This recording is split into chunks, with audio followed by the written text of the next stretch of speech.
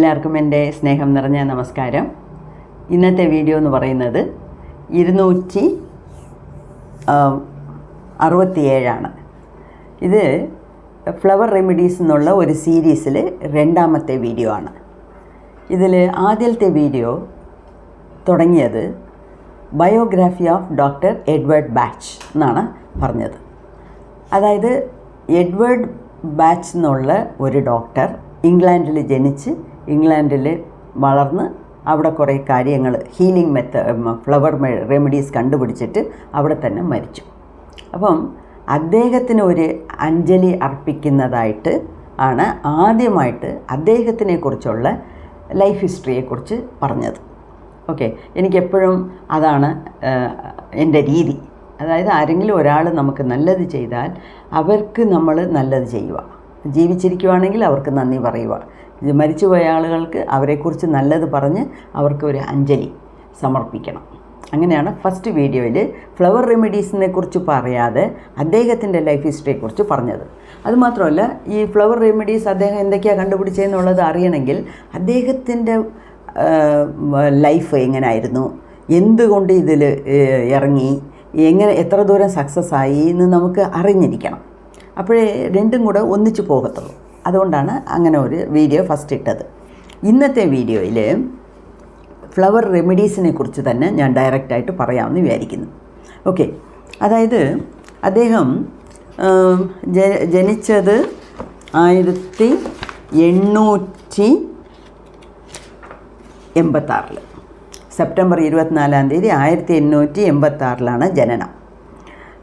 1936 മരിച്ചു. അതായത് 50 വർഷമേ ജീവിച്ചിരുന്നുള്ളൂ. പക്ഷേ ആ 50 വർഷവും ഒരു മനുഷ്യൻ എങ്ങനെ ഈ ഭൂലോകത്ത് ജീവിക്കണോ ആ രീതിയിൽ ജീവിച്ചു. ഈ ലോകത്തിന് മൊത്തം ഒരു ഹീലിംഗ് മെത്തേഡ് കണ്ടുപിടിച്ച് തന്നു. ഇതും ഹീലിംഗ് ആണ്. ഓക്കെ, അത് റേക്കി ഒരു ഹീലിംഗ് മെത്തേഡ്, ചക്ര ഹീലിംഗ് എന്ന് പറയുന്നത് ഒരു ടെക്നിക്ക്, ഇത് വേറൊരു രീതിയിലുള്ള ഹീലിംഗ്. അതിനെക്കുറിച്ചാണ് നമ്മൾ കൂടുതൽ പഠിക്കാൻ പോകുന്നത്. ഓക്കെ, അപ്പം അദ്ദേഹത്തിൻ്റെ 50ാമത്തെ ബർത്ത്ഡേ, അതായത് 1936 നവംബറിലാണ് അദ്ദേഹം മരിക്കുന്നത്. സെപ്റ്റംബർ 24 അദ്ദേഹം മരിക്കുന്നതിന് 2 മാസത്തിന് മുമ്പേ ഒരു സ്പീച്ച് കൊടുത്തു. അതിൽ ഇങ്ങനെയാണ് പറഞ്ഞിരിക്കുന്നത്: This work of healing has been done and published and given freely so that people like you can help yourself either in illness or to keep well and strong. ഇത് അദ്ദേഹത്തിൻ്റെ സ്പീച്ചിൽ നിന്ന് എടുത്തിരിക്കുന്ന വാക്കുകൾ, അതേ വാക്കുകൾ. അദ്ദേഹം എന്തോ പറയുന്നതെന്ന് വെച്ചാൽ, ഞാൻ കുറച്ച് ഹീലിംഗ് മെത്തേഡ്സ് ഞാൻ കണ്ടുപിടിച്ചു.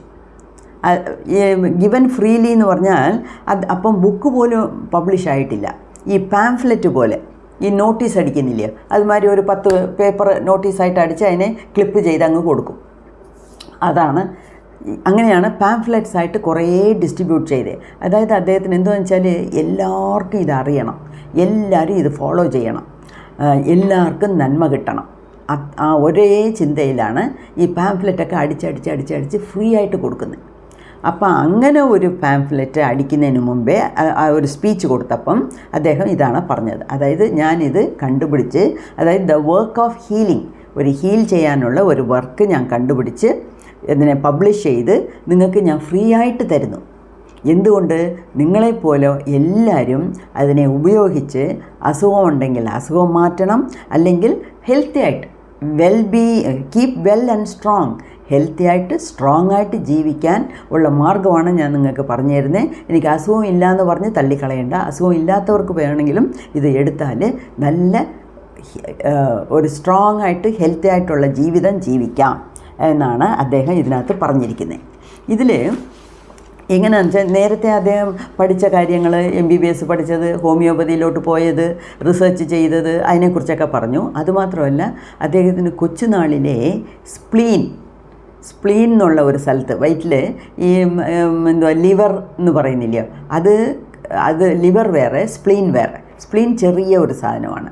അപ്പം ആമാശയത്തിൻ്റെ അടുത്തുള്ളതാണ്. അപ്പോൾ ഈ സ്പ്ലീനിൽ ക്യാൻസർ വന്നു ഉടൻ തന്നെ അദ്ദേഹത്തിനെ ഓപ്പറേറ്റ് ചെയ്തപ്പം ഡോക്ടേഴ്സ് പറഞ്ഞത് ഇനി ഒരു 3 മാസത്തേക്ക് ഇങ്ങേര് ജീവിച്ചിരിക്കത്തുള്ളൂ എന്ന് ഡോക്ടേഴ്സ് പറഞ്ഞിട്ടാണ് പോയത്.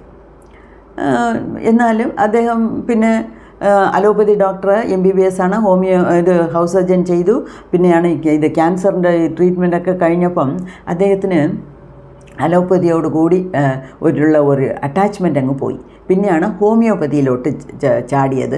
ഹോമിയോപ്പതി പഠിക്കാൻ തുടങ്ങി. ഹോമിയോപ്പതിയിൽ കുറേ റിസർച്ചൊക്കെ ചെയ്ത് അതിനേറ്റ പോലെ വാക്സിനൊക്കെ പ്രിപ്പയർ ചെയ്തു. അത്രയും നമ്മൾ കഴിഞ്ഞ വീഡിയോയിൽ തന്നെ കണ്ടു. അപ്പം അങ്ങനെ ചെയ്തപ്പം അദ്ദേഹത്തിന് ലണ്ടനിലാണ് താമസിച്ചത്. ലണ്ടൻ വിട്ട് ഗ്രാമപ്പുറത്തിലോട്ട് പോയി. ലണ്ടൻ സിറ്റിയിലിരുന്ന് ഗ്രാമപ്പുറത്തിലോട്ട് പോയി, വില്ലേജ് സൈഡിലോട്ട് പോയി. അവിടെയൊക്കെ ഇങ്ങനെ നടക്കുമായിരുന്നു. ചെടികളോട് സംസാരിക്കും, മരങ്ങളോട് സംസാരിക്കും. പ്രകൃതിയോട് ഇണഞ്ഞ ഒരു ജീവിതം ജീവിച്ചു അദ്ദേഹം. അപ്പം ഒരു 1930 ഒരു 3 മെഡിസിൻസ് കണ്ടുപിടിച്ചു. ആ 3 മെഡിസിൻസ് എന്ന് പറഞ്ഞാൽ അദ്ദേഹം കണ്ടുപിടിച്ചതിനെല്ലാം ഫ്ലവർ റെമിഡീസ് അല്ലെങ്കിൽ ഫ്ലവർ മെഡിസിൻസ് എന്നാണ് പറയുന്നത്. ഈ റെമിഡി എന്ന് പറഞ്ഞാൽ നമ്മൾ ഹീൽ ചെയ്യാനുള്ള ഒരു മാർഗം. ഓക്കെ, ഒരു റെമിഡി. ഇതിന് പോംവഴി എന്തുവാ നമ്മൾ കേൾക്കത്തില്ല. ഈ പോംവഴി എന്ന് പറയുന്നതാണ് ഒരു റെമിഡി. ഓക്കെ, അപ്പം ഫ്ലവർ റെമിഡീസ് എന്നും പറയാം, ഫ്ലവർ മെഡിസിൻസ് എന്നും പറയാം. ഓക്കെ, അപ്പം 3 ചെടികളുടെ ഫ്ലവേഴ്സിനെ കണ്ടുപിടിച്ചു. അതിൻ്റെ പേരാണ് ഇംപേഷ്യൻസ്, മിമുലസ് ആൻഡ് ക്ലിമാറ്റസ്. 3 ചെടി. അപ്പോൾ നേരത്തെ ഞാൻ പറഞ്ഞിട്ടുണ്ട്, അദ്ദേഹം എന്തോ ചെയ്യും, ഒരു ചെടിയെ കണ്ട അതിൻ്റെ പൂവിനെ നോക്കിക്കൊണ്ടിരിക്കും. അതിൻ്റെ ഒരു എതിരെടുത്ത് നാക്കിൽ വെച്ചിട്ട് മിണ്ടാതിരിക്കും. അത് എന്ത് ദേഹത്ത് മാറ്റങ്ങൾ കൊണ്ടുവരുന്നു എന്നൊക്കെ അദ്ദേഹം അതിനെ വാച്ച് ചെയ്യും. അങ്ങനെ 3 റെമിഡി കണ്ടുപിടിച്ചു. പിന്നെ 1932 അത് 12 റെമിഡിയായിട്ട് മാറി. 12 റെമിഡീസ് കണ്ടുപിടിച്ചു. 12 പൂക്കളെ അദ്ദേഹം കണ്ടുപിടിച്ചു. ഓക്കെ, അതിനെ ഒരു ബുക്കായിട്ട് എഴുതി. അതാണ് ഫ്രീ ദൈസെൽഫ്. ഫ്രീ ദൈസെൽഫ് എന്ന് വെച്ചാൽ എന്തുവാ? നിങ്ങളുടെ ഈ രോഗങ്ങളിൽ നിന്ന് നിങ്ങളെ ഫ്രീ ചെയ്യുക, അതിൽ നിന്ന് മാറി നിൽക്കുക, രോഗങ്ങൾ വരാതെ ഹാപ്പി ആയിട്ട് ജീവിക്കുക എന്നുള്ളതാണ് ആ ബുക്കിൻ്റെ ടൈറ്റിൽ. അതിൽ പിന്നെ ഈ 1933 ഒരു പബ്ലിഷിംഗ് കമ്പനിയെ എടുത്ത് പോയിട്ട് ഒരു ബുക്ക് എഴുതാൻ പറഞ്ഞു. അപ്പോഴത്തേക്ക് 12 റെമഡിയുടെ കൂടെ വേറൊരു 4 പൂക്കളെയും അദ്ദേഹം കണ്ടുപിടിച്ചു. അപ്പം ബുക്ക് എഴുതുമ്പം എങ്ങനെ എഴുതിയത്? 12 ഹീലേഴ്സ്. ഇതെല്ലാം ഹീലിങ്ങിനുള്ളതാണ്. 12 ഹീലേഴ്സ് ആൻഡ് 4 ഹെൽപ്പേഴ്സ്. ഹെൽപ്പേഴ്സ് എന്ന് വെച്ചാൽ സഹായിക്കാൻ. ആ ഹീലേഴ്സിൻ്റെ കൂടെ ഈ ഹെൽപ്പേഴ്സിനെയും കൂടെ സഹായത്തിന് നമുക്ക് എടുക്കാം എന്നുള്ളത്. ആ ബുക്ക് വന്നപ്പോഴത്തേക്ക് വേറെയും ഒരു 3 കണ്ടുപിടിച്ചു. അപ്പം 34 12 ഹീലേഴ്സ് ആൻഡ് 12 റെമിഡീസ് അല്ലെങ്കിൽ 12 ഹീലേഴ്സ് ആൻഡ് 7 ഹെൽപ്പേഴ്സ്. 7 ഹെൽപ്പേഴ്സായി. പിന്നെ 35 വേറെ ഒരു 19 ഫ്ലവേഴ്സ് ഐഡൻറ്റിഫൈ ചെയ്തു. അപ്പം നേരത്തെ 12, പിന്നെ ഒരു 4 16, പിന്നെ ഒരു 3 19, പിന്നെ ഒരു 19. അപ്പം 19 കൂടെ 38 മെഡിസിൻസ് കണ്ടുപിടിച്ചു. 38 ഫ്ലവേഴ്സ്. അതല്ലാതെ ഒരു മെഡിസിൻ എന്ന് പറയുന്നത്, ഒരു റെമഡി എന്ന് പറയുന്നത് വെള്ളമാണ്. വെള്ളം എന്ന് പറയുന്നത് വെറും വെള്ളം, പൈപ്പിൽ ഓടുന്ന വെള്ളമല്ല, റോക്ക് വാട്ടർ എന്നാണ് അതിൻ്റെ പേര്. റോക്ക് എന്ന് വെച്ചാൽ ഈ മലകളുടെ കൂടെ ഇടയിലിടയിൽ ഇങ്ങനെ വെള്ളം ചാടി വരത്തില്ലേ, അതാണ് റോക്ക് വാട്ടർ. ആ റോക്ക് വാട്ടറിൽ ഒരുപാട് മെഡിസിനൽ ക്വാളിറ്റീസ് ഉണ്ട്. അത് നമ്മളെ കേട്ടിട്ടുണ്ട്. അതായത് കുற்றாലത്തിൽ പോയി കുളിക്കുന്നു.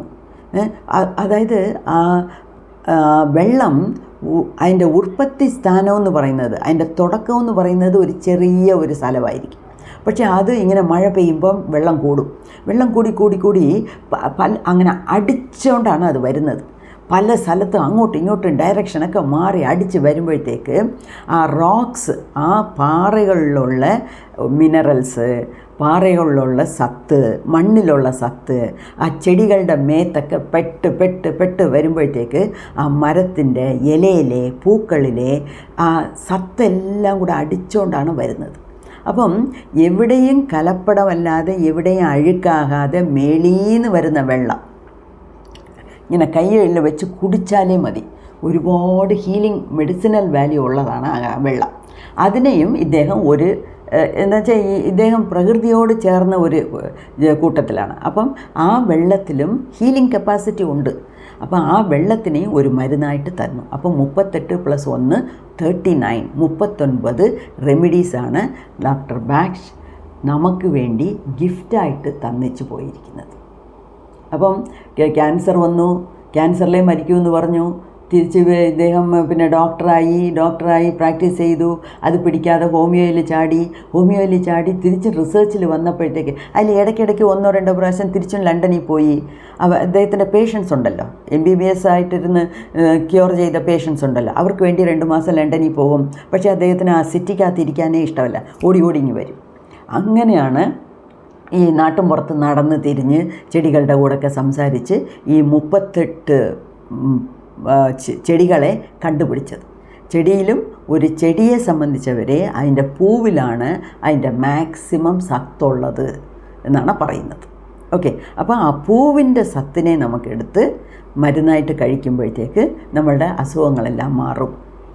അങ്ങനെയാണ് 38 റെമഡീസ് ഇദ്ദേഹം കണ്ടുപിടിച്ചത്. അതായത് ടക്ക് ഒരു ഷോർട്ട് പീരീഡ് ഓഫ് ടൈം, അതായത് 1930 തുടങ്ങി 36-നകം ഈ എല്ലാ മെഡിസിനും റെഡിയായി. 1936 മരിക്കുന്നതിന് 2 മാസം മുമ്പേ സകലതും നീറ്റാക്കി എഴുതി ബുക്കാക്കി 2-3 പുസ്തകം എഴുതിയിട്ടുണ്ട്. അതിനെക്കുറിച്ചൊക്കെ ഞാൻ പറയാം. ഓക്കെ, അങ്ങനെയാണ് ഇദ്ദേഹത്തിൻ്റെ കണ്ടുപിടിപ്പുകളൊക്കെ. പക്ഷേ ഞാൻ പറഞ്ഞില്ലേ, ഇന്നും ലണ്ടനിലെ എലിസബത്ത് മഹാറാണി കഴിക്കുന്നതാണ് ഈ ഫ്ലവർ റെമഡീസ്. എലിസബത്ത് മഹാറാണി കഴിക്കുമ്പം നമുക്ക് കഴിക്കരുതോ?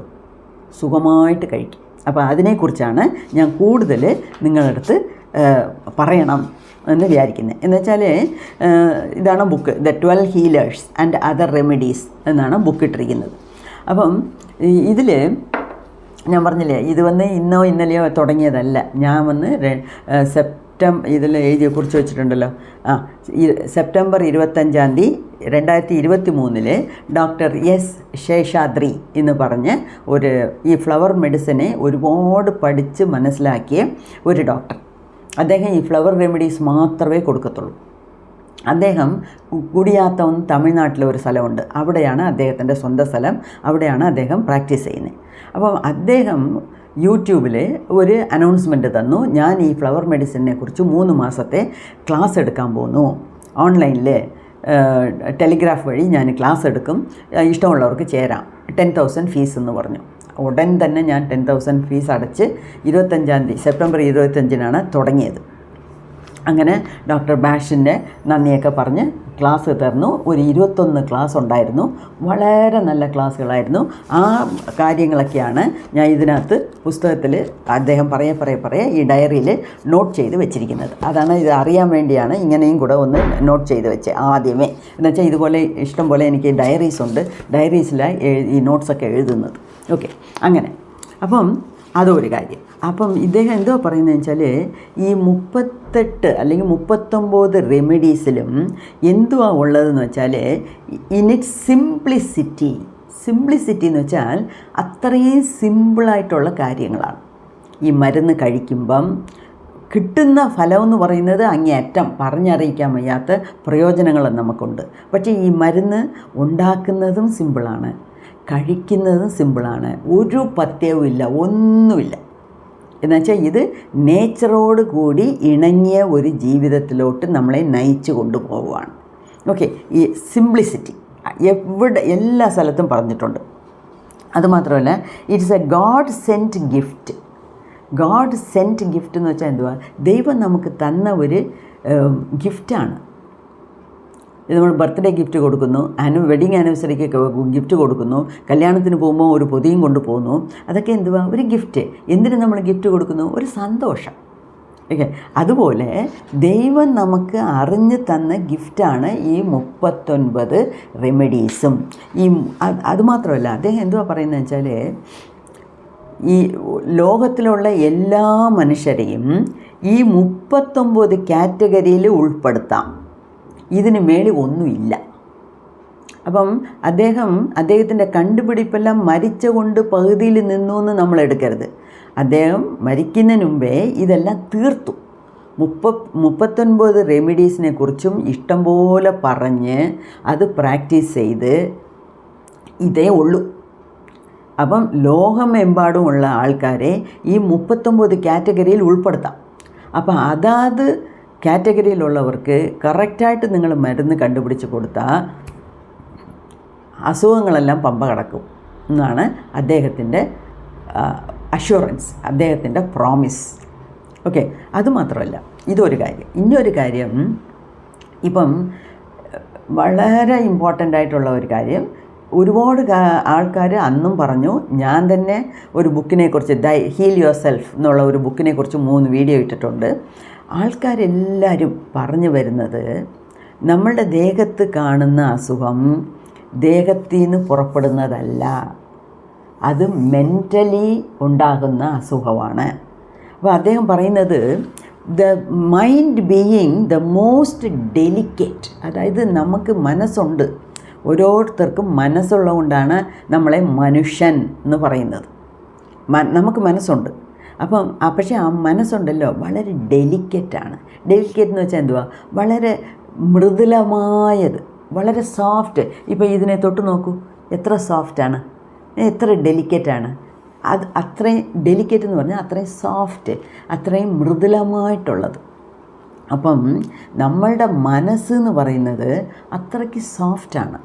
പക്ഷേ അതിനെ നമ്മൾ ഈ ചവിട്ടുകൊട്ടയിൽ ചവറിട്ടിട്ടിട്ട് അടച്ച് വയ്ക്കുന്ന പോലെ പല രീതിയിൽ അതിനെ നമ്മൾ ഇൻഫർമേഷൻ കൊടുത്ത് നമ്മുടെ മനസ്സിനെ ഒരു ഡസ്റ്റ്ബിൻ ആക്കി വെച്ചിരിക്കുക. ഓക്കെ. അപ്പം അതിൽ കുറേ നെഗറ്റീവ് ഇമോഷൻസ് ഉണ്ട്. ഈ നെഗറ്റീവ് ഇമോഷൻസ് എന്ന് വെച്ചാൽ എന്തുവാ? ഭയം, ദുഃഖം. ഈ നമ്മുടെ ചക്ര ഹീലിങ്ങിൽ പഠിച്ച നെഗറ്റീവ് ഇമോഷൻസ് തന്നെയാണ് ഇദ്ദേഹവും പറഞ്ഞിരിക്കുന്നത്. ഓക്കെ. അപ്പോൾ അതിനകത്തുള്ള ഭയം, ദുഃഖം, ഒരു അസൂയ, അങ്ങനെ ബേസിക്കലായിട്ട് കുറേ കാര്യങ്ങൾ നമ്മുടെ മനസ്സിൽ അടഞ്ഞു കിടപ്പുണ്ട്. ഇത് കൂടിക്കൂടി വരുമ്പോഴാണ് നമുക്ക് അത് ദേഹത്ത് അസുഖമായിട്ട് വെളിയിൽ വരുന്നത്. അപ്പം ഡോണ്ട് ട്രീറ്റ് ദ സിംറ്റംസ്. ഇത് ഫസ്റ്റ് വീഡിയോയിൽ ഞാൻ പറഞ്ഞതാണ്. ഡോണ്ട് ട്രീറ്റ് ദ സിംറ്റംസിനെ, അതായത് അസുഖത്തിനെ നിങ്ങൾ ട്രീറ്റ് ചെയ്യേണ്ട, അത് എന്തുകൊണ്ട് വന്നു എന്നുള്ള മൂലകാരണം കണ്ടുപിടിക്കുക. അപ്പം ആ പേഷ്യൻറ്റിൻ്റെ മനോഭാവം എങ്ങനെയാണെന്ന് നിങ്ങൾ അറിയണം. ഒരാൾ നമ്മളെ തേടി മരുന്നിന് വന്നാൽ അദ്ദേഹത്തിൻ്റെ മനസ്സിൽ ഓടുന്ന വിചാരങ്ങൾ എന്തുവാ, ഇമോഷൻസ് എന്തുവാ, നെഗറ്റീവ് ഫീലിങ്സ് എന്തുവാ, അതാണ് നിങ്ങൾ കണ്ടുപിടിക്കേണ്ടത്. അതിനുള്ള മരുന്നാണ് ഇത്. അല്ലാതെ പുണ്ണിനും ബാക്കി കാര്യങ്ങൾക്കും ഒന്നും ഇടാനുള്ളതല്ല. അത് വേണമെങ്കിൽ നമുക്ക് അപ്ലൈ ചെയ്യാം, അത് വേറെ കാര്യം. പക്ഷേ ഇദ്ദേഹം കണ്ടുപിടിച്ചതെല്ലാം മെൻ്റൽ, ഇമോഷണൽ, നെഗറ്റീവ് ഫീലിങ്സ്, അതിനു വേണ്ടിയാണ് മരുന്നുകൾ കണ്ടുപിടിച്ചത്. ഇപ്പോൾ ഫിയർ എന്ന് വെച്ചാൽ ഭയം. ഇപ്പോൾ എന്തിനാ ഭയം എന്ന് തിരിച്ചും പറയുന്നതെന്ന് വെച്ചാൽ, നമുക്കെല്ലാവർക്കും നമുക്ക് അറിഞ്ഞ് ചില വിഷയങ്ങൾ ഭയമുണ്ട്. നമ്മൾ അറിയാതെ തന്നെ നമ്മുടെ ഉൾമനസ്സിൽ, ഉപബോധ മനസ്സിൽ, സബ് കോൺഷ്യസ് മൈൻഡിൽ ഇഷ്ടംപോലെ ഭയങ്ങൾ കിടപ്പുണ്ട്. അപ്പം ആ ഭയം എന്ന് പറയുന്നത് ഈ ജന്മത്തിൽ ഉണ്ടായത് മാത്രമല്ല, ജന്മജന്മമായിട്ട് നമ്മൾ കൊണ്ടുവരുന്നതാണ്. അമ്മയുടെ, അച്ഛൻ്റെ, അമ്മുമ്മയുടെ, അപ്പൂപ്പൻ്റെ, അതിൻ്റെ മുമ്പേ തലമുറയായിട്ട് ഈ ഭയം മനുഷ്യൻ്റെ മനസ്സിനെ ഇങ്ങനെ കെട്ടിപ്പിടിച്ചിട്ടുണ്ട്, മുറുക്കി പിടിച്ചിട്ടുണ്ട്. അതിന് ഞാൻ ഒരു ചെറിയ കാര്യം പറയട്ടെ. അക്കാലത്ത് സ്റ്റോൺ ഏജ് സ്റ്റേജ് എന്ന് പറയും. അക്കാലത്ത് ഒരു വീടില്ല. അക്കാലത്തൊക്കെ ആൾക്കാർ അങ്ങനെയല്ലേ ജീവിച്ചത്? പ്രാണികളുടെ കൂട്ടാണല്ലോ, വീടില്ല. അപ്പോൾ വീടില്ലാത്തപ്പോൾ അവന് പല ഉപാധികളുണ്ടാകുന്നു. പല പ്രയാസങ്ങൾ നേച്ചർ കൊണ്ട്. മഴ വരുന്നു, വെയിലടിക്കുന്നു, അപ്പോൾ അവൻ ടണലിൽ പോയിരിക്കുന്നു. പിന്നെ അവന് കുറേശ്ശെ അവനെ അവൻ്റെ മക്കളെയും സംരക്ഷിക്കാൻ വേണ്ടി ഒരു ചെറിയ ഒരു അവൻ നേച്ചറിനെ കണ്ടാണ് ഈ വീട് വയ്ക്കാൻ പഠിച്ചത്. നമ്മൾ പഠിച്ചത് അത്രയും നേച്ചറിനെ കണ്ടാണ്. അപ്പോൾ കാക്ക ഒരു കൂട് കെട്ടുന്നു, മറ്റേ പ്രാണികളെല്ലാം കൂട് കെട്ടി അതിനകത്ത് സുരക്ഷിതമായിട്ട് മുട്ടയെ വയ്ക്കുന്നു, കുഞ്ഞിനെ വയ്ക്കുന്നു. അപ്പം നമ്മളുടെ ചുറ്റിയുള്ളവരെയും നമ്മളുടെ കുഞ്ഞുങ്ങളെയും സംരക്ഷിക്കാൻ നമുക്കും ഒരു വീട് കെട്ടണം. അപ്പോൾ വീട് കെട്ടിയാലും ആദ്യം കെട്ടിയ വീടുകളിലൊക്കെ ജനാലില്ല, കതവില്ല, ഏതോ ഇങ്ങനെ ഒരു സാധനമാണ് ഉണ്ടാക്കിയത്. അതിന് പിന്നെ അവൻ്റെ കയ്യിൽ ഒരുപാട് സാധനം ഉണ്ടെങ്കിൽ അപ്പോഴേ മോഷണമുണ്ട്. വേറെ ഒരുത്തൻ വന്ന് കവർന്നുകൊണ്ട് പോകും. അവൻ്റെ സാധനങ്ങളെ കവർന്നുകൊണ്ട് പോകും, അവൻ്റെ ഭാര്യയെ കവർന്നുകൊണ്ട് പോകും, അവൻ്റെ മക്കളെ കവർന്നുകൊണ്ട് പോകും. ഇതെല്ലാം പണ്ടേ ഉണ്ട്. അതുകൊണ്ടാണ് ഞാൻ പറയുന്നത്, ഈ നെഗറ്റീവ് ഇമോഷൻസ്, കള്ളത്തനം, ഇതൊക്കെ എന്ന് മനുഷ്യനുണ്ടായോ അന്ന് തൊട്ടുണ്ട്. അത് ഈ ജന്മത്താ അല്ലെങ്കിൽ ഈ കാലത്താണ്, അക്കാലത്ത് ഒന്നുമില്ല, അന്നേ ഉണ്ട്. ഓക്കെ. അപ്പം അങ്ങനെയാണ് അവൻ ജനാല് വയ്ക്കാൻ തുടങ്ങി. കാറ്റില്ല, അവൻ ജനാല് വയ്ക്കുക. ആദ്യം കതവ് വെച്ചു, എന്നുവെച്ചാൽ കതവ് വെച്ചിട്ട് പിന്നെ ജനാല് വെച്ചു, പിന്നെ കതവിനെ പൂട്ടാൻ തുടങ്ങി. അങ്ങനെ സ്റ്റെപ്പ് ബൈ സ്റ്റെപ്പാണ് അവരും പഠിച്ചു വന്നിരിക്കുന്നത്. മനസ്സിലായി? അപ്പം ആ സമയത്തൊക്കെ ഭയങ്കര ഭയമാണ്. രാത്രി വൻമൃഗങ്ങൾ വരുമോ, എൻ്റെ കൊച്ചിനെ കടിച്ച് തിന്നുവോ, അല്ലെങ്കിൽ എന്നെ അടിച്ച് കൊല്ലുവോ, ആ ഭയം ഇന്ന് വരെ നമുക്കുണ്ട്. അതുമാത്രമല്ല, ഒരു ഇൻ്റർവ്യൂവിന് പോന്നു, അയ്യോ ഞാൻ എങ്ങനെ ചെയ്യും?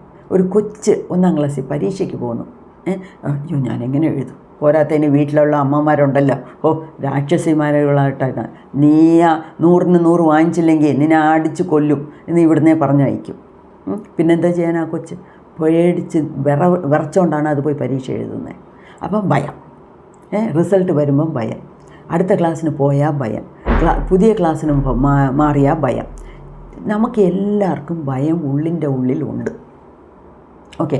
അപ്പം ആ ഭയത്തിന് വേണ്ടിയ ഒരു മരുന്ന് എടുക്കുമ്പം ആ ഭയം അതായത് സോൾ ലെവലിലാണ് ഇത് മാറുന്നത്. അതും ഇനിയൊരു മുഖ്യമായിട്ടുള്ള ഒരു പോയിൻ്റ് നിങ്ങൾ ഓർക്കണം. ഈ ഫ്ലവർ മെഡിസിൻ എന്ന് പറയുന്നത് ദേഹത്തിലുള്ള ഫിസിക്കൽ എയിൽമെൻറ്റ്സിന് മാത്രം, എയിൽമെൻറ്റ്സ് എന്ന് വെച്ചാൽ അസുഖം, എയിൽമെൻറ്റ്സിന് മാത്രമല്ല, മനസ്സിനെ നേരെയാക്കും, നമ്മളുടെ ആത്മാവിനെ നേരെയാക്കും. എന്നുവെച്ചാൽ ഈ ഫിയർ എന്നുള്ളത്, മനസ്സിലുള്ളത് ആത്മാവിനെ വരെ ബാധിക്കും. ആത്മാവിനെ ശരിക്കും പറഞ്ഞാൽ ഒന്നും ബാധിക്കാൻ പോകുന്നില്ല. എന്നുവെച്ചാൽ നമ്മളുടെ ദേഹത്തിലുള്ളത് ജീവാത്മാ, അത് പരമാത്മാവിൻ്റെ ഒരു ചെറിയ പോർഷനാണ്. അപ്പോൾ പരമാത്മാവിനെ എന്തോ ബാധിക്കാനാണ്? അപ്പം നമ്മളുടെ ആത്മാവിനെ ഒന്നും ബാധിക്കാനില്ല. പക്ഷേ അത് നെഗറ്റീവായിട്ട് ചില ഇമ്പാക്ട്സിനെ ഉണ്ടാക്കും. എന്താണെന്ന് വെച്ചാൽ നമ്മൾ എങ്ങനെയാണ് ജീവിക്കുന്നതെന്നുള്ളത് നമ്മളുടെ സോൾ പ്ലാനിങ്ങിൽ സോളാണ് ഡിസൈഡ് ചെയ്തത്. അപ്പോൾ സോൾ ഡിസൈഡ് ചെയ്തതിന് വിരുദ്ധമായിട്ട് നമ്മൾ പ്രവർത്തിക്കുമ്പം അത് സോളിനെ വേദനിപ്പിക്കും. ഓക്കെ. അപ്പം ഇദ്ദേഹത്തിൻ്റെ ബാച്ച് റെമഡി എന്ന് പറയുന്നത് treating the soul and the mind, അതാണ് അദ്ദേഹം പറഞ്ഞിരിക്കുന്നത്. അപ്പം ഈ സോൾ ആൻഡ് മൈൻഡിനെ ട്രീറ്റ് ചെയ്യുമ്പം ഓട്ടോമാറ്റിക്കായിട്ട് ദേഹത്തിലുള്ള അസുഖം മാറും എന്നുള്ളതാണ് അദ്ദേഹത്തിൻ്റെ. അപ്പം ഈ ഫിയറിൻ്റെ കാര്യം പറഞ്ഞുകൊണ്ട് വന്നല്ലോ. ഇപ്പോൾ ഫിയറിന് ഒരു മരുന്ന് അദ്ദേഹം പറഞ്ഞിട്ടുണ്ട്. ആ മരുന്നിനെ കഴിക്കുമ്പം ഫിയർ മാറുന്നത് മാത്രമല്ല, ആ ഫിയറിന് പകരം, ഫിയറിന് ഓപ്പോസിറ്റ് എന്തുവാ? ധൈര്യം നമുക്ക് വരും. അപ്പം ഒരു കല്ലിൽ 2 മാങ്ങ. ഓക്കെ. ഒരു വെടിക്ക് 2 പക്ഷി. അങ്ങനെ ഫിയർ മാറുന്നത് മാത്രമല്ല, ഫിയർ മാറി ആ സ്ഥലത്ത് ഒരു പോസിറ്റീവ് ഇമോഷനെയും ഈ ഫ്ലവർ റെമഡി കൊണ്ടുവരും. അതാണ് ഈ ഫ്ലവർ റെമഡീസിലുള്ള പല ഗുണങ്ങൾ. ഓക്കെ. അപ്പോൾ ഇപ്പം ഇദ്ദേഹം ഈ 38 റെമഡീസിനെയും 7 രീതിയിലാണ് ഡിവൈഡ് ചെയ്തിരിക്കുന്നത്. അതെന്താണ്? 1 ഫോർ ഫിയർ, ഭയത്തിന്. ഇനിയൊന്ന് അൺസർട്ടനിറ്റി. അൺസർട്ടനിറ്റി എന്ന് വെച്ചാൽ ഒരു അനിശ്ചിതമായ ഒരു മനോഭാവം. അതായത് ഒന്നിനും ഒരു ഉറപ്പില്ല. ഞാൻ ഇന്ന് പരീക്ഷയ്ക്ക് പോകുന്നു, നന്നായിട്ട് ചെയ്യുമോ? എല്ലാം പഠിച്ചിട്ടുണ്ട്, 100ന് 100 വാങ്ങിക്കുമോ? അറിഞ്ഞൂടാ, ആർക്കറിയാം. ശരി, നല്ല റിസൾട്ട് വന്നു, നല്ല ജോലി കിട്ടുമോ? അറിഞ്ഞുകൂടാ. ഇക്കാലത്ത് എന്തുവാ, എവിടെ പോയാലും കാശ് ചോദിക്കുന്നു. പിന്നെ എൻ്റെ കയ്യിൽ കാശില്ല, അപ്പം എനിക്കെങ്ങനെ നല്ല ജോലി കിട്ടും? ഒരു ഉറപ്പില്ലാത്ത ഒരു ജീവിതം ഓരോ സ്റ്റെപ്പിലും. For uncertainty, for insufficient interest in present circumstances. അതായത് ഈ പ്രസൻറ്റ് സർക്കംസ്റ്റൻസ് വെച്ചാൽ ഈ സമയത്ത്, നമ്മളിപ്പം ജീവിക്കുന്ന ഈ സമയത്ത് പാസ്റ്റിനെ കളയൂ, ഫ്യൂച്ചറിനെയും കളയൂ. ഈ നിലവിലുള്ള ഈ സമയത്ത് ഇൻസഫിഷ്യൻറ്റ് ഇൻട്രസ്റ്റ്, ചിലർക്ക് അതിൽ ഇൻട്രസ്റ്റേ ഇല്ല. എന്തോ പോന്നു, എല്ലാവരും എണ്ണിക്കുന്നു, അതുപോലെ രാവിലെ ഞാനും എണ്ണിക്കുന്നു. എല്ലാവരും എന്തോ കഴിക്കുന്നു, ഞാനും കഴിക്കുന്നു. എല്ലാവരും കുളിക്കുന്നു, ഞാനും കുളിക്കുന്നു. എല്ലാവരും ജോലിക്ക് പോകുന്നു, ഞാനും പോകുന്നു. ഒന്നിലും ഒരു ഇൻട്രസ്റ്റ് ഇല്ല. Insufficient interest in present circumstances, അതും ഒരു കാറ്റഗറി. ലോൺലിനെസ് എന്ന് വെച്ചാൽ ഒറ്റപ്പെടുന്നത്. നമ്മൾ ഓരോരുത്തരും ഓരോ വീട്ടിൽ താമസിക്കാൻ പറ്റില്ല. ഞാൻ നേരത്തെ പറഞ്ഞ പോലെ പണ്ടേ പറഞ്ഞിട്ടുണ്ട്, no man is an island. No man is an island.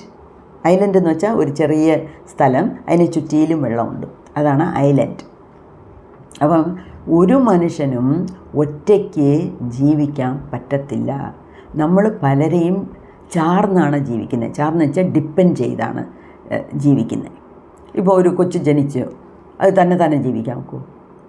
അതിന് അമ്മ വേണം. ഒരു വീട്ടിലൊരു കൊച്ചുണ്ടെങ്കിൽ 10 പേരുണ്ടെങ്കിലും കൈകൾ പോരാ, 20 കൈ ഉണ്ടെങ്കിലും പോരാ ഒരു കൊച്ചിനെ നോക്കാൻ. അങ്ങനത്തെ അനുഭവങ്ങളൊക്കെ നമുക്കും ഉണ്ടായിട്ടുണ്ടല്ലോ. ഓക്കെ, അപ്പം അങ്ങനെ. അപ്പോൾ ഈ ലോൺലിനെസ് എന്ന് പറയുമ്പം നമ്മളെ ചുറ്റി ആൾക്കാരുണ്ടെങ്കിലും നമ്മളെന്തോ ഒരു ഒറ്റപ്പെട്ട പോലെ, ഇതിലൊന്നിലും ഒരു ഇൻട്രസ്റ്റ് ഇല്ല അങ്ങനെ. അപ്പോൾ ലോൺലിനെസ് വേറെ, ഏകാന്തത വേറെ. അതെല്ലാം നമുക്ക് ക്ലിയറായിട്ട് ഒരു അണ്ടർസ്റ്റാൻഡിങ് വേണം. ഏകാന്തത എന്ന് വെച്ചാൽ നമ്മളുടെ പടച്ചോനായി ആ സുഖത്തിലങ്ങ് ലയിച്ചിരിക്കും, അത് വേറെ. ഓക്കെ, ഇവിടെ ലോൺലിനെസ് എന്ന് പറയുന്നത് നെഗറ്റീവാണ്. ഏകാന്തതയിൽ ഇരിക്കുന്നത് പോസിറ്റീവ്, ലോൺലിനെസ്സിൽ ഇരിക്കുന്നത് നെഗറ്റീവ്. അപ്പം പോസിറ്റീവ് എന്തുവാ, നെഗറ്റീവ് എന്തുവാന്ന് ആദ്യം നമുക്ക് അറിയണം. നമുക്ക് എന്തൊക്കെ ഈ ക്വാളിറ്റീസ് ഉണ്ടെന്ന് നമ്മൾ കണ്ടുപിടിക്കണം. അതിന് പിന്നെ നമ്മൾ ഒരു ഹീലറുടെ അടുത്ത് പോകുമ്പം നമ്മളെ കുറിച്ചുള്ള കാര്യങ്ങളെല്ലാം പറയണം. ഞാൻ അത് പറഞ്ഞില്ല എന്ന് വെച്ചാൽ ഇതിന് സംബന്ധമില്ലല്ലോ, അങ്ങനെ നമ്മൾ വിചാരിക്കരുത്. നമ്മുടെ മനസ്സിലുള്ളതെല്ലാം തുറന്ന് പറയണം. അപ്പോഴേ അവർക്ക് അത് മനസ്സിലാകാൻ പറ്റത്തുള്ളൂ. ഓക്കെ, പിന്നെ over sensitive to influences and ideas. Over sensitive എന്ന് വെച്ചാൽ മറ്റവർ പറയുന്നതേ കേൾക്കത്തുള്ളൂ, അങ്ങനെ ഒരു കൂട്ടം. പിന്നെ ഡെസ്പോണ്ടൻസി ഓർ ഡെസ്പെയർ, അതായത് നിരാശ. ജീവിതത്തിൽ ഒരുപാട് പേർക്ക് നിരാശയാണ്. ഞാൻ എത്ര പ്രാർത്ഥിക്കുന്നു, എനിക്ക് പണം വേണം, ഒന്നും കിട്ടുന്നില്ല. ഈ മാനിഫെസ്റ്റേഷൻ, വിഷ്വലൈസേഷൻ, ഇതാന്നൊക്കെ യൂട്യൂബിൽ കണ്ടമാനം കിടക്കുന്ന ആൾക്കാർ ഇന്ന് ഇതിനെക്കുറിച്ച് സംസാരിക്കുന്നു. ഇതൊക്കെ വേസ്റ്റ്, ഇതെല്ലാം ചുമ്മാതെയാണ്, ഐവാഷാണ്. അങ്ങനെയുള്ള ഒരു നിരാശ. പിന്നെ ഓവർ കെയർ, അതും നമുക്ക് വലിയൊരു പ്രയാസം തന്നെയാണ്. Over care for welfare of others. മറ്റവരെ എന്നെ സഹായിക്കാം. എൻ്റെ കൊച്ചിനെ അത്രയും പ്രൊട്ടക്റ്റ് ചെയ്ത് വളർക്കുക. എവിടെ പോയി, സ്കൂളിൽ നിന്ന് ഇറങ്ങിയ, സ്കൂളിൽ പോയി ചേർന്നു, എത്ര മണിക്ക് ഇറങ്ങി, ഓൺ ദ വേ എങ്ങനെ, അതും പോരാത്തതിന് ഇപ്പം ഫോണുണ്ട്, കുട്ടികൾക്കും ഫോൺ കൊണ്ടുപോകാമെന്നുള്ളതുമായി. അപ്പം ഫോണിൽ വിളിച്ച് ഓവർ കെയർ.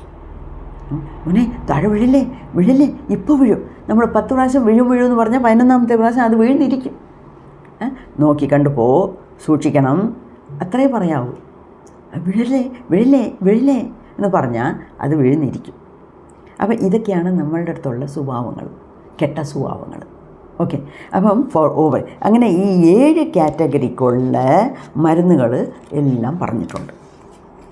ഓക്കെ, ഇതുപോലെ പല കാര്യങ്ങൾ അദ്ദേഹം ഡീറ്റെയിലായിട്ട് എഴുതി വെച്ചിട്ടുണ്ട്. ചുമ്മാ ഈ 7 കാറ്റഗറി എന്ന് പറഞ്ഞാലും അതിനകത്ത് ഫിയർ എന്ന് വെച്ചാൽ അൺനോൺ ഫിയർ ഉണ്ട്, നോൺ ഫിയർ ഉണ്ട്. നോൺ ഫിയർ, അൺനോൺ ഫിയർ എന്ന് വെച്ചാൽ എന്തുവാ, അതായത് എന്തിനാ നമ്മൾ പേടിക്കുന്നതെന്ന് നമുക്കറിയാതെ ഒരു പേടി, അത് അൺനോൺ ഫിയർ. നോൺ ഫിയർ എന്ന് വെച്ചാൽ അറിഞ്ഞുകൊണ്ട് ഉള്ള ഒരു പേടി, അതാണ് നോൺ ഫിയർ. അങ്ങനെ ഒരുപാട് കാര്യങ്ങളുണ്ട്. അപ്പം ഈ 2023 ഞാൻ പഠിക്കാൻ തുടങ്ങിയപ്പോഴേ എനിക്കിതിൽ ഭയങ്കര ഇൻട്രസ്റ്റ് ഉള്ളതുകൊണ്ടാണ് ഞാൻ പഠിക്കാൻ തുടങ്ങിയത്. പിന്നെ ഈ ഡോക്ടർ എസ് ശേഷാദ്രി നല്ലൊരു കൊച്ചു പയ്യനാണ്. അദ്ദേഹം ഒരു ഗവൺമെൻറ് സർട്ടിഫൈഡ് കോഴ്സ് നടത്തുന്നു എന്ന് പറഞ്ഞു. അതിൽ ലെവൽ 1, ലെവൽ 2, ലെവൽ 3 ഉണ്ട്. അതിൽ ചേർന്ന് പഠിച്ചാൽ നിങ്ങൾക്കും പ്രാക്ടീസ് ചെയ്യാം എന്ന് പറഞ്ഞു. അപ്പം അത് ഇപ്പോഴാണ് തുടങ്ങിയത്. ഞാൻ 23 10,000 അടച്ച് കഴിച്ചത് അതിനെക്കുറിച്ച് അറിയാൻ വേണ്ടി മാത്രം. അത് പ്രാക്ടീസ് ചെയ്യാനുള്ള ഒരു ഐഡിയ ഒന്നും എനിക്കില്ലായിരുന്നു. പക്ഷേ അദ്ദേഹം അപ്പോഴേ പറഞ്ഞു, നിങ്ങളിതെല്ലാം മരുന്ന് വാങ്ങിച്ച് കഴിക്കണം, അങ്ങനെ എങ്ങനെയാണ്. അപ്പം ഇത് ഇംഗ്ലണ്ടിലുള്ള മരുന്നുകളാണ്. അതായത് ഇംഗ്ലണ്ടിൽ, ലണ്ടനെ ചുറ്റിയുള്ള സ്ഥലങ്ങളിൽ ഉള്ള പൂക്കളാണ്. ഈ പൂക്കളൊന്നും നമ്മുടെ ഇന്ത്യയിൽ വളരത്തില്ല. എന്നുവെച്ചാൽ അവിടുത്തെ ക്ലൈമറ്റ് വേറെ, ഇവിടുത്തെ ക്ലൈമറ്റ് വേറെ. ഒരു പൂവിനെ ഇവിടെ കൊണ്ടുവന്ന് വെച്ചാൽ തന്നെ ആ ചെടിയെ അങ്ങ് ഒരു നിമിഷത്തിൽ വാടും. അവിടുത്തെ തണുപ്പ് എങ്ങനെ, നമ്മുടെ നാട്ടിലെ ചൂടെങ്ങനെ.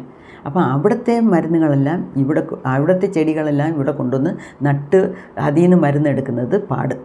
ഓക്കെ. അപ്പം എന്ത് ചെയ്യണമെന്ന് വെച്ചാൽ ബെസ്റ്റ് എന്ന് പറയുന്നത് ഇംഗ്ലണ്ടിൽ നിന്ന് തന്നെ വരുത്തണം. അതൊന്ന്. അപ്പം എന്തുവാന്ന് വെച്ചാൽ അതാണ് പ്രപഞ്ചത്തിൻ്റെ ഒരു മഹാത്മ്യം. ഞാനിതിൽ ഇൻട്രസ്റ്റ് എടുത്ത് വായിക്കാൻ തുടങ്ങിയോ, സാർ ഓരോ ക്ലാസ്സിലും ഇത് പഠിക്കണം, അത് ചെയ്യണം, ഇങ്ങനെ ചെയ്യണം എന്നൊക്കെ പറഞ്ഞു. 21 ക്ലാസ് ഞാൻ വിടാതെ അറ്റൻഡ് ചെയ്തു. ചിലപ്പോഴൊക്കെ ട്രെയിനിലായിരിക്കും, എന്നാലും ഞാൻ ക്ലാസ് ഓൺ ചെയ്യും. ഓൺലൈനിലിരിക്കുമ്പോൾ ഓരോ സ്റ്റേഷൻ വിട്ട് സ്റ്റേഷൻ പോകുമ്പോഴൊക്കെ ലിങ്ക് കട്ടായി പോകും. എന്നാലും ഫുൾ ടൈം 7 തൊട്ട് 9 വരെ ക്ലാസ് രാത്രി ഇരുന്ന് കേൾക്കുമായിരുന്നു. അങ്ങനെയൊക്കെ. പിന്നെ അദ്ദേഹം പ്രിൻ്റഡ് മെറ്റീരിയൽസൊക്കെ തന്നു. അത് ഇത്രയും പ്രിൻ്റ് ഔട്ട് എടുത്ത് വെച്ചിട്ടുണ്ട്. ഒരുപാട് കാര്യങ്ങൾ അദ്ദേഹം സഹായിച്ചു. അപ്പം ഈ ലെവൽ 1 ചേരാൻ വേണ്ടി കഴിഞ്ഞ ഒരു 3 മാസത്തിന് മുമ്പ്, അത് 3 മാസത്തെ കോഴ്സാണ് ലെവൽ 1. അപ്പം ഈ 23 ചേർന്നപ്പോഴേ അദ്ദേഹം ഈ മരുന്നെല്ലാം നിങ്ങൾ കഴിക്കണം, നിങ്ങളുടെ വീട്ടിലുള്ളവരുടെ സ്വഭാവങ്ങളൊക്കെ അറിഞ്ഞ് അവർക്ക് കൊടുത്തു നോക്കണം. എന്നുവെച്ചാൽ വെളിയിൽ ബോർഡിട്ട് പ്രാക്ടീസ് ചെയ്യാൻ തുടങ്ങുന്നതിന് മുമ്പേ ചെറിയ തോതിൽ നിങ്ങൾ ഇതിനെ എക്സ്പെരിമെൻറ്റ് ചെയ്യണം എന്ന് പറഞ്ഞു. അങ്ങനെ അപ്പം ഞാനതാ പറയുന്നത്, പ്രപഞ്ചത്തിൻ്റെ ഒരു സംഗതി, അതായത് നടക്കണമെന്നുണ്ടെങ്കിൽ അത് ദൈവം എങ്ങനെയും നടത്തിത്തരും. നടക്കരുത്, നടക്കത്തില്ല എന്നുണ്ടെങ്കിൽ നമ്മൾ തല കുത്തി നിന്നാലും നടക്കത്തില്ല. അതിനെക്കുറിച്ചൊക്കെ നേരത്തെ ഞാൻ പറഞ്ഞിട്ടുണ്ട്. അപ്പം ഇതിലെന്തുവാന്ന് വെച്ചാൽ എൻ്റെ സ്വന്തം ചേട്ടൻ്റെ മോള് ശാന്തി എന്നാണ് അവളുടെ പേര്. അവളുടെ മോന് നന്നായിട്ട് പഠിക്കും. ഒരു മോനേ ഉള്ളൂ. അവൻ +2 വരെ നന്നായിട്ട് പഠിച്ച് അവന് ഓൺലൈൻ, അപ്പോൾ ഈ കൊറോണ പീരീഡായിരുന്നു. അപ്പോൾ ഓൺലൈനിൽ ഡൽഹിയിലെ ഒരു യൂണിവേഴ്സിറ്റിയിൽ അഡ്മിഷൻ കിട്ടി. 1 വർഷം BA എക്കണോമിക്സ് പഠിച്ചു. പക്ഷേ പഠിച്ച അവിടെയും നല്ല മാർക്ക്, ഫസ്റ്റ് ഇയറിൽ നല്ല മാർക്കുണ്ടായിരുന്നു. പക്ഷേ അത് പഠിക്കുന്നതിന് പുറമേ അവൻ നിറയെ ഈ നെറ്റിൽ ഇട്ടിട്ട് നോക്കും. അപ്പോൾ അവൾ എൻ്റെ അടുത്ത് ചോദിച്ചു, ഈ ഡിഗ്രിക്ക് എവിടെയെങ്കിലും ഫോറിനിൽ പോയി പഠിച്ചാലോ? എന്തിനാ അവൾ ചോദിച്ചതെന്ന് വെച്ചാൽ, എൻ്റെ മോൻ ജപ്പാനിലുണ്ടല്ലോ, അപ്പം ബാല ജപ്പാനിലുണ്ടല്ലോ, അവൻ്റെ അടുത്ത് ഏതെങ്കിലും ചോദിച്ച് നോക്കണം എന്ന് പറഞ്ഞു. പക്ഷേ എനിക്കറിഞ്ഞ് എൻ്റെ മനസ്സിലുള്ളത്, ആളുകളെല്ലാം ഇവിടെ എന്തോ പറയുന്നത് വെച്ചാൽ, ഡിഗ്രി ഇന്ത്യയിൽ പഠിക്കുന്നതാണ് നല്ലത്. പോസ്റ്റ് ഗ്രാജുവേഷൻ റിസർച്ചൊക്കെ ഫോറിനിൽ, അമേരിക്കയിലോ ജപ്പാനിലോ ജർമ്മനിയിലോ ഒക്കെ പോയി ചെയ്യുന്നതാണ് നല്ലത് എന്ന് പറഞ്ഞു. അപ്പോൾ എൻ്റെ മോൻ BTech MTech എല്ലാം ഇവിടെ തന്നെയാണ് പഠിച്ചത്. ജോലിക്ക് മാത്രമാണ് അവിടെ പോയത്. അപ്പം അതാണ് അവളുടെ അടുത്ത് അങ്ങനെ പറഞ്ഞത്. പക്ഷേ അതോട് വിട്ടില്ല. അവനിങ്ങനെ നെറ്റിൽ തേടി അവൻ ഏറ്റവും നല്ല ഒരു യൂണിവേഴ്സിറ്റിയാണ് കേംബ്രിഡ്ജ് യൂണിവേഴ്സിറ്റി. ആ കേംബ്രിഡ്ജ് യൂണിവേഴ്സിറ്റിയുടെ അടിയിൽ വരുന്ന ഒരു കോളേജിൽ അവൻ പരീക്ഷ എഴുതി അഡ്മിഷൻ വാങ്ങിച്ചു. അങ്ങനെ ഈ ഡൽഹിയിൽ 1 വർഷം പഠിച്ചതിനെ നിർത്തിയിട്ട് നേരെ അവിടെ പോയി. അങ്ങനെ ഞാൻ അവളുടെ അടുത്ത് ഒരു പ്രാവശ്യം പറഞ്ഞു, ഞാൻ ഇങ്ങനെ ഫ്ലവർ റെമഡീസ് പഠിക്കുന്നുണ്ട്, അതിൻ്റെ ഒറിജിനൽ മെഡിസിൻ എന്ന് പറയുന്നത് ഇംഗ്ലണ്ടിലാണ്, എനിക്കൊന്ന് വാങ്ങിച്ചുകൊണ്ട് വരാൻ പറ്റും? എന്തുവാന്ന് അതിൻ്റെ ഡീറ്റെയിൽസ് തരണം, ഞാൻ വാങ്ങിച്ചുകൊണ്ട് വരാം എന്ന് പറഞ്ഞ് അവൾ എനിക്ക് ഇങ്ങനെ ഒരു കിറ്റ് വാങ്ങിച്ചു തന്നു. ഈ കിറ്റ് എന്ന് പറയുന്നത് ഈ എല്ലാ മെഡിസിൻസും ഉള്ളതാണ്. അതാണ് ഇത്.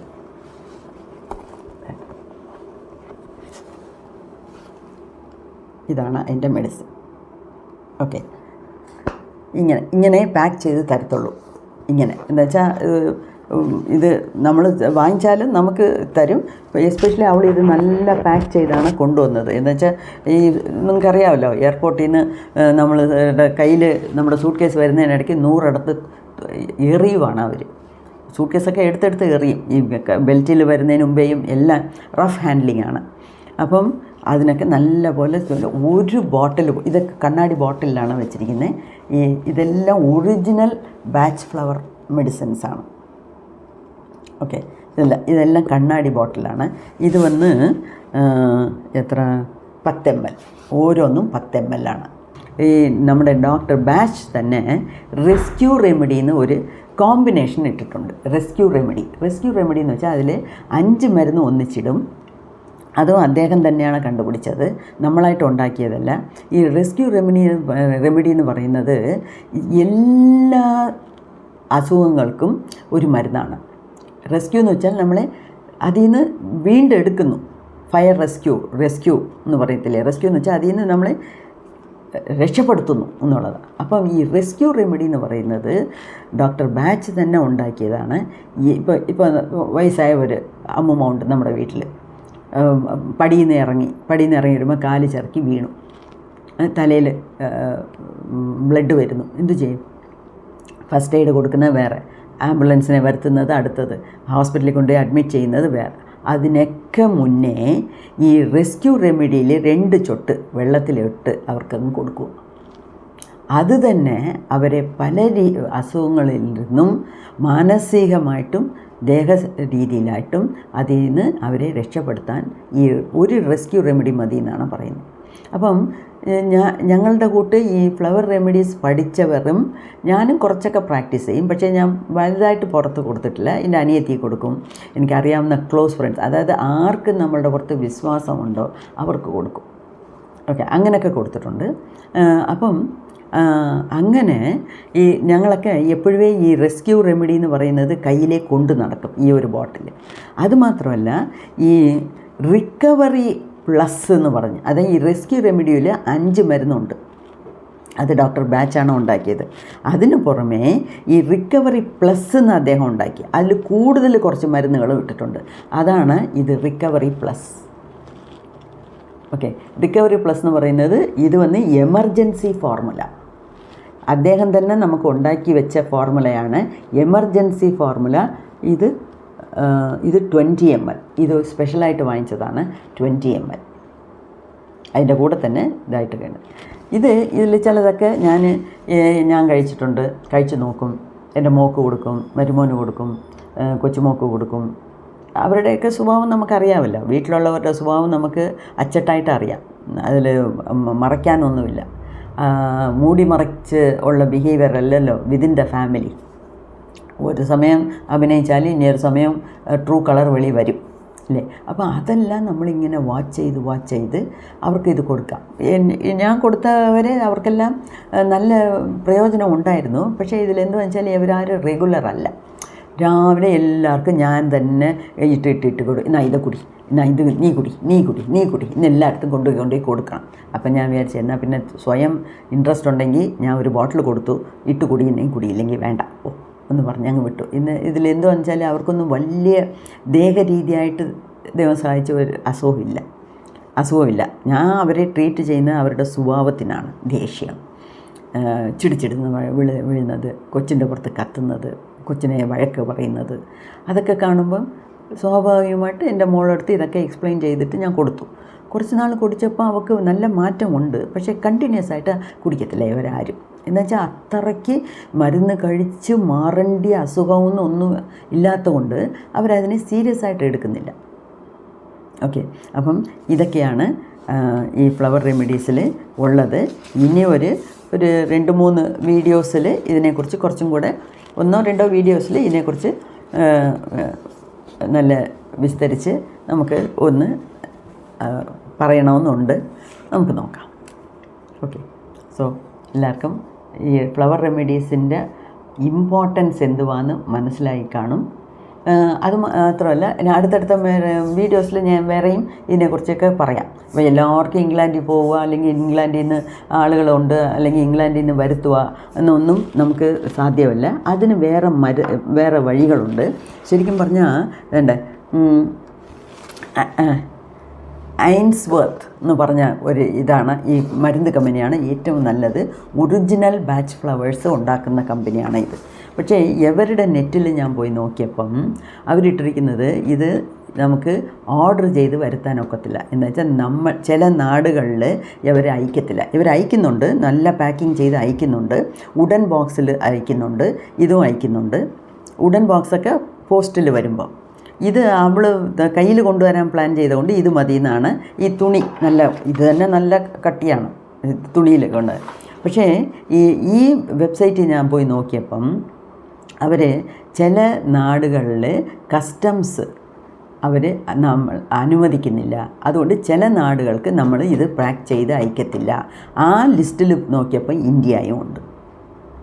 അല്ലെങ്കിൽ ഓരോ പ്രാവശ്യം അവളെ വിളിച്ചാൽ എനിക്ക് തൊന്തരവ് ചെയ്യേണ്ട കാര്യമില്ല. എനിക്ക് തന്നെ 4-5 ബാഗ് വാങ്ങിച്ചാൽ നമുക്കുള്ളവർക്ക് എല്ലാവർക്കും എനിക്കിവിടെ കൊടുക്കാമായിരുന്നു. പക്ഷേ ഇത് ഇന്ത്യയിൽ അവർ അയക്കത്തില്ല. അപ്പം ഓരോ പ്രാവശ്യം അതുമാത്രമല്ല, ഒരാൾ കൊണ്ടുവന്നാൽ ഒന്നേ കൊണ്ടുവരാൻ ഒക്കത്തുള്ളൂ, അല്ലെങ്കിൽ കസ്റ്റംസിൽ ചോദ്യം ചോദിക്കും. 4-5 കൊണ്ടുവരാൻ ഒക്കത്തില്ല. അതുകൊണ്ട് അങ്ങനെയൊക്കെയാണ് സംഗതികൾ. പക്ഷേ ഇതിനൊക്കെ ഇന്ത്യയിലും വേറെ പല മരുന്നുകളുണ്ട്. അതിനെക്കുറിച്ചും ഞാൻ അടുത്തടുത്ത വീഡിയോസിൽ പറയാം. ഓക്കെ, നന്ദി, നമസ്കാരം.